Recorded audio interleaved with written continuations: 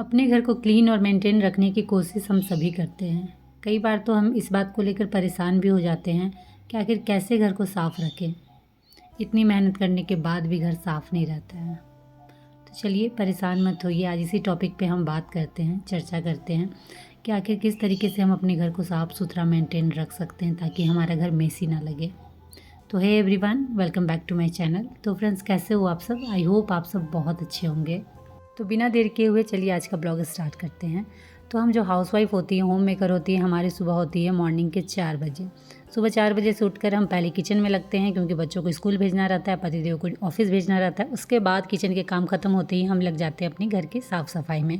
और आप सभी को पता होगा ये साफ़ सफाई का काम बिल्कुल ईजी नहीं है, बहुत टफ काम है, काफ़ी समय भी लगता है, मेहनत भी लगती है। और हमेशा हम इस जुगाड़ में रहते हैं कि आखिर किस ट्रिक से हम काम करें ताकि हमारे घर के जो क्लीनिंग वाले काम है कम से कम वो जल्दी हो जाए, फटाफट हो जाए और घर हमारा साफ़ भी हो जाए। लेकिन जब आप इतनी मेहनत के बाद अपने घर की साफ़ सफाई करते हो, क्लीनिंग, डस्टिंग, मॉपिंग सभी चीज़ करते हो, उसके बाद मन में ये ख्याल तो ज़रूर आता होगा कि चलो हमारा घर साफ़ हो गया। बट उसके कुछ देर बाद ही अगर इस तरीके के नज़ारा आपको अपने मेन गेट के बाहर देखने को मिले तब आपका रिएक्शन कैसा होगा? तो जी हाँ, आपको बुरा भी लगेगा, आप गुस्सा भी होगा और आपका दिमाग भी ख़राब होगा। कितनी मेहनत से मैंने इस घर साफ़ किया और ये देखो फिर से घर गंदा हो रखा है। क्योंकि चप्पल जूते जो होते हैं ना, वे आपके घर में गंदगी फैलाने के लिए सबसे आम तरीक़ों में से एक हैं। और इस प्रॉब्लम का सॉल्यूशन सिर्फ एक है कि आप इन जूते चप्पल को वापस उनकी जगह पे रख दें।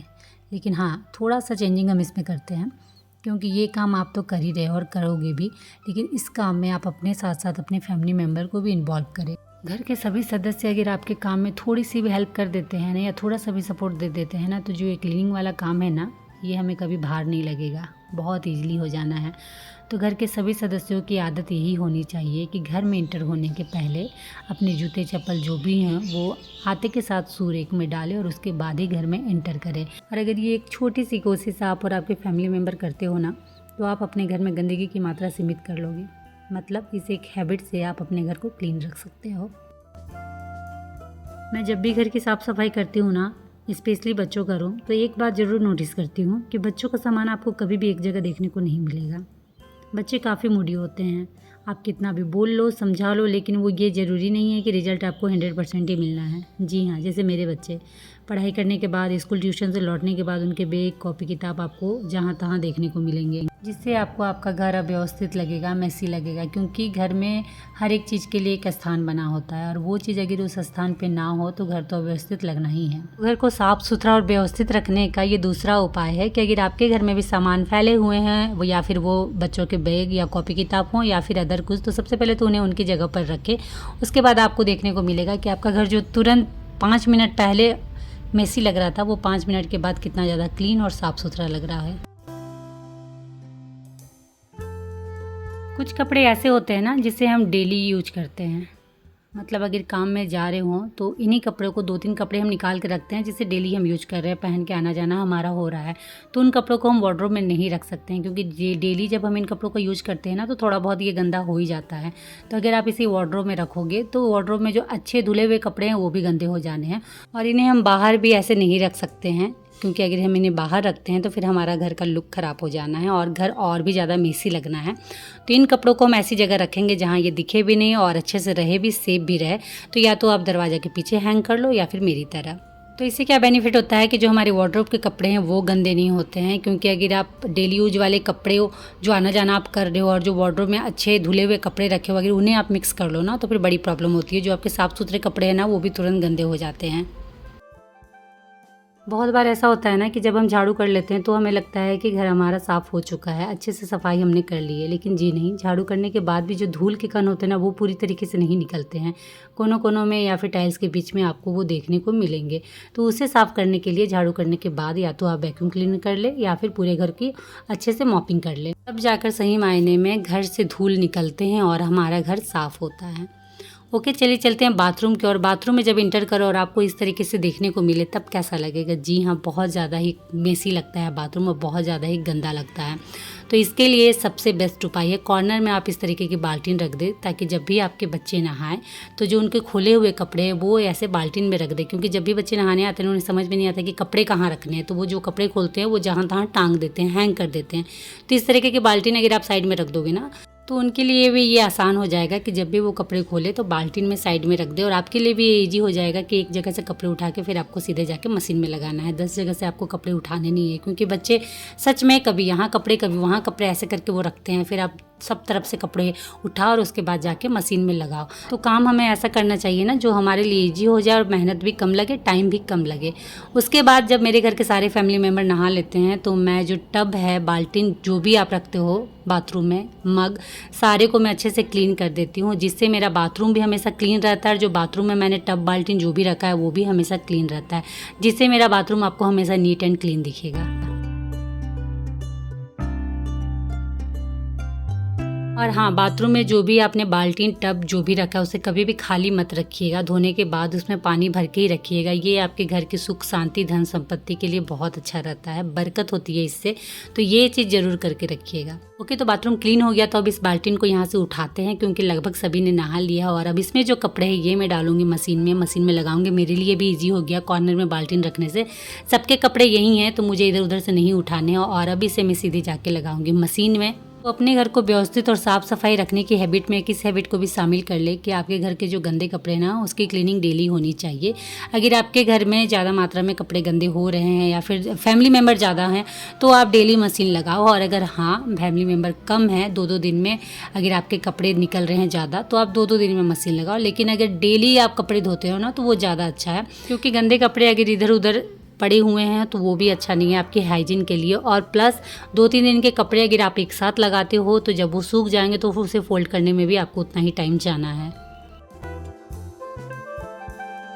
ओके, नेक्स्ट, जब भी हम किचन में काम करते हैं, जब भी हम किचन में कुछ भी बना रहे होते हैं तो किचन की हालत कुछ इस तरीके से होती है। खाना तो आप बना ही रहो, साइड में बहुत सारे सामान आपको बिखरे हुए मिलेंगे, क्योंकि जब भी हम खाना बनाते हैं तो कुछ ना कुछ चीज़ों की ज़रूरत पड़ती है और उसे हम ला के रखते हैं।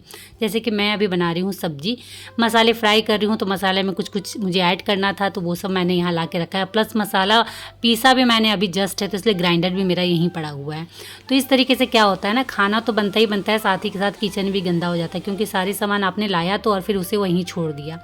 तो जब भी आप इस तरीके से किचन में खाना बना रहे हो तो या तो आप साथ ही साथ उस सामान को निकाल के उनकी जगह पे रख दो, या फिर आपका जब खाना कंप्लीट हो जाए, मतलब जब आपके किचन के काम खत्म हो जाए, जैसे मेरा मसाला यहाँ मैंने फ्राई कर लिया है और पानी डाल दिया है, तो अभी पानी बॉईल होने में 10 से 15 मिनट लगेंगे। उसके बाद मैं इसमें कोफ्ता डालूंगी। जी हाँ, आज मैं बना रही हूँ केले के कोफ्ते।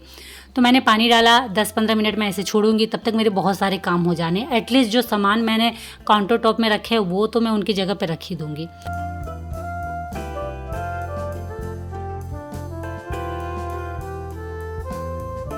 ओके, तो जब तक कोफ्ते की ग्रेवी रेडी होती है तब तक मैं फटाफट काउंटर टॉप को खाली करती हूँ। तो जो चॉपिंग बोर्ड थे उसे मैंने रख दिया सिंक में, क्योंकि जब भी आप चॉपिंग बोर्ड का यूज करो, चाकू, चॉपिंग बोर्ड, सबको उसके बाद तुरंत ही क्लीन कर लेना। तो जो मैंने बोतल और ग्राइंडर रखा है उसे भी मैं फटाफट अंदर डालती हूँ। तो बोतल को मैंने पोंछ के अंदर डाल दिया और अब बारी थी ग्राइंडर की, तो इसे भी मैं अच्छे से क्लीन कर लेती हूँ, क्योंकि खाना बनाते समय हम जितनी भी चीज़ों का यूज करते हैं ना तो थोड़े बहुत वो गंदे हो ही जाते हैं, क्योंकि हम खाना भी बना रहे हैं उसी हाथ से, फिर सामान को भी ले रहे हैं, तो थोड़े बहुत गंदे हो जाते हैं। तो जब भी आप अंदर डालो तो एक बार उसे अच्छे से कपड़े से पोंछ लो और उसके बाद ही उसे अंदर डालो। इससे क्या होता है ना, आपकी किचन तो क्लीन हो ही रही है, साथ ही साथ किचन में आपके जितने सामान हैं वो भी हमेशा साफ़ सुथरे और चमकने वाले हैं। इन कामों को करते करते मेरी ग्रेवी भी रेडी है और बस अब बारी थी कोफ्ते डालने की। तो फटाफट इसमें कोफ्ते डालते हैं और उसके बाद 10 मिनट बस इसे छोड़ेंगे और मेरी सब्जी रेडी। तो हमें जो ये 10 मिनट मिल रहा है तो इसका भी हम चलिए यूज कर लेते हैं, कुछ अच्छा सा इसका भी फ़ायदा उठा लेते हैं। तो सब्जी जब तक मेरी बनती है तब तक थोड़े बहुत सिंक में बर्तन पड़े हुए हैं उसे मैं क्लीन कर लेती हूँ, क्योंकि अगर सिंक में आपको गंदे बर्तन दिख रहे हों या थोड़े बहुत भी बर्तन हैं तो आप कोशिश करिए कि उसी वक्त उसे क्लीन कर दे। ये ना कि आप वेट करो कि सिंक में जब तक पूरे बर्तन भर ना जाते हों तब तक मैं क्लीन नहीं करूँगी, क्योंकि आपको उस वक्त मेहनत भी काफ़ी लगना है और कई बार इरिटेशन भी हो जाती है कि इतने सारे बर्तन धोते धोते ही हालत ख़राब हो गई। तो अगर आपके सिंक में थोड़े बहुत भी अगर आपको बर्तन दिख रहे हो तो फटाफट उसी वक्त उसे क्लीन कर दीजिए। तो देखिए, खाना बनते बनते किचन में मेरा पूरी तरीके से क्लीन हो चुका है। तो अब मुझे फिर से किचन क्लीन करने में नहीं टाइम देना पड़ेगा और ना ही मेहनत लगानी पड़ेगी। खाना बनते बनते मेरा किचन भी क्लीन हो गया, दोनों काम मेरे एक साथ हो गए हैं। ओके, घर का लिविंग रूम जो कि घर का सबसे मुख्य हिस्सा होता है, क्योंकि यहाँ हमारा उठना बैठना, यहाँ तक कि जो गेस्ट आते हैं उसे भी एंटरटेन हम यहीं करते हैं। तो जब भी हम सोफ़े में बैठते हैं तो उसके बाद सोफ़ों की कुछ हालत इस तरीके से हो जाती है। अगर आपने भी मेरी तरीके से सोफ़े कवर बिछा रखे हैं तो वो और ज़्यादा ख़राब हो जाते होंगे, क्योंकि अगर आपने कवर नहीं डाला हो तब तो उतना पता नहीं चलता, लेकिन अगर आपने कवर डाला है तो वो ख़राब हो जाते हैं, तो तुरंत दिखते हैं। तो कुछ नहीं, आपको 5 मिनट भी नहीं लगने हैं। जैसे आपने देखा कि आपकी लिविंग रूम की हालत ख़राब हो चुकी है, कुशन का शेप बदल चुका है, कुशन का आकार, हालत बदल चुकी है, तो तुरंत उसी वक्त आप जाकर पहले तो सबसे पहले जो आपके कवर है उसे ठीक करो। उसके बाद जो कुशन है, जो इनका हुलिया बिल्कुल ख़राब हो चुका है, तो उन्हें कुछ इस तरीके से करके उनकी शेप में लाएं, क्योंकि जो कुशन होते हैं वो हमारे सोफ़ों की जान होते हैं। और कोशिश यही करें कि ज़्यादा मात्रा में भी कुशन से सोफ़ों को ना भर दे, जितना ज़रूरी है उतने ही कुशन सोफ़े में रखें, क्योंकि बहुत बार आपने देखा होगा कि सोफ़े में उतनी जगह नहीं है बट भी कुशन भरे हुए हैं, तो वो भी आपके लिए प्रॉब्लम क्रिएट कर सकते हैं।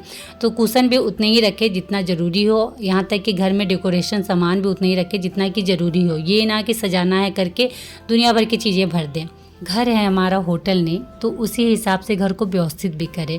और अगर आपको शौक़ है छोटी छोटी चीज़ों से अपने घर को डेकोर करना, चीज़ें भरना, तो आप उसकी क्लीनिंग भी उसी तरीके से करें, तब जाकर आपके घर के लिविंग रूम की खूबसूरती बरकरार रहेगी और आपका लिविंग रूम व्यवस्थित लगेगा आपको। ओके, चलिए चलते हैं नेक्स्ट वार्डरोब की तरफ। तो कपड़े लेने का शौक सभी को होता है, हमेशा नए नए कपड़े पहनना, ट्राई करना सभी को पसंद है। कपड़े तो हम हमेशा ही लेते हैं, लेकिन बीच बीच में वार्डरोब की छटनी भी बहुत ज़रूरी होती है। बीच बीच में एक बार देख लिया करिए कि जो कपड़े डल हो गए हों या फिर ख़राब हो चुके हों, या फिर आपके बच्चे के कपड़े जो छोटे हो गए हों। जैसे युग के कपड़े यहाँ छोटे हो गए हैं, प्रीत के कपड़े छोटे होते थे तो युग पहन लेता था, बट अब युग के कपड़े छोटे हो गए तो कौन पहनेगा। मेरे घर में और ऐसे छोटे बच्चे नहीं हैं, तो इन कपड़ों को मैं यहाँ से निकाल रही हूँ, क्योंकि ये वार्डरोब में जगह घेरे हुए हैं, इनकी जगह में मैं दूसरे कपड़े डाल सकती हूँ। तो इन कपड़ों को मैं निकाल के इस थैले में रख रही हूँ कि जो ज़रूरतमंद है, जिनको सही में इनकी ज़रूरत है, उनको मैं दे दूँगी, ताकि जो बच्चे हैं छोटे उनके वो इसे यूज कर ले। तो चलिए, इसे मैंने निकाल दिया। इसी बहाने थोड़ा बहुत स्पेस भी हो गया है वार्डरोब में, ताकि जो दूसरे कपड़े हैं, अच्छे कपड़े हैं, उसे मैं यहाँ पर रख सकूँ। और अगर आपके वार्डरोब में जगह नहीं और अगर आप कपड़े डालते जाओगे ना, तो फिर आपका वार्डरोब अव्यवस्थित होना ही है। बीच बीच में अपने वार्डरोब के अंदर ज़रूर झाँके, और अगर उसके अंदर कुछ इस तरीके के कपड़े सच में रखे हों तो उन्हें वहाँ से हटाएं, और उस जगह का यूज आप किसी और चीज़ को रखने में कर सकते हो। तो ये कुछ ऐसे तरीके हैं जिनका यूज करके मैं अपने घर को साफ़ सुथरा और व्यवस्थित रखती हूँ। तो चलिए फ्रेंड, इसी के साथ इस वीडियो को भी मैं करती हूँ यहीं एंड, और उम्मीद करती हूँ कि आज का वीडियो आप लोगों को अच्छा लगा हो। तो अच्छा लगा हो तो फटाफट लाइक करिए, शेयर करिए, और मेरे चैनल में नए हो तो प्लीज़ चैनल को सब्सक्राइब जरूर कर लीजिएगा। तो चलिए, आज के लिए इतना ही, मिलते हैं नेक्स्ट ब्लॉग में। तब तक के लिए बाय, और आप सब अपना ख्याल रखिएगा।